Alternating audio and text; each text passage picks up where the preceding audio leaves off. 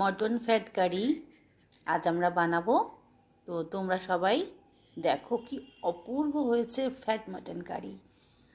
চলো বন্ধুরা, নাও স্টার্ট। আদা পেঁয়াজ রসুন নিয়ে নিলাম, মিক্সিতে পেস্ট করে নিলাম সুন্দর করে। আর সঙ্গেই চলে গেলাম রান্নাঘরে আমরা কড়াই গরম করে তেল দিলাম, তেল গরম হওয়ার জন্য অপেক্ষা করলাম।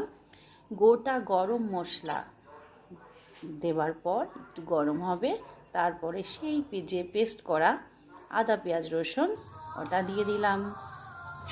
তারই সঙ্গে আমাদের দিতে হবে হলুদ, লঙ্কার গুঁড়ো আর জিরের গুঁড়ো, অল্প অল্প করে এই তিনটেই দিয়ে দেওয়া হলো। আর সেই যে মিক্সিতে রয়েছে মশলার পেস্টটা, সামান্য জল দিয়ে মিক্সির মধ্যে যে লেগে থাকা মশলাগুলো রয়েছে সেই জল দিয়ে ধুয়ে কড়াইতে দিয়ে দিলাম। কড়াইটাকে ভালো করে ওই মশলাটাকে অল্প অল্প করে আমি নেড়ে নিলাম যতক্ষণ না মশলাটা ভাজা হচ্ছে। একটা ছোট্ট টমেটো নিলাম, টমেটোটাকে কেটে ওর মধ্যে দিয়ে দিলাম আর সামান্য লবণ দিয়ে হালকা করে মশলার সাথে কষতে শুরু করে দিলাম। তোমরাও কি বন্ধুরা এই শীতে বানাবে? তো অবশ্যই বানিও। এই শীতে মটন ফ্যাট কারি বড্ডই ভালো লাগে খেতে। তো চলো বন্ধুরা, আমরা নেক্সট স্টেপে মশলাটাকে সুন্দর করে ভাজি এবং সঙ্গে লবণ না দিলে কিন্তু মশলাটা একটুও ভালো হবে না। আমি লবণ দিয়ে দিলাম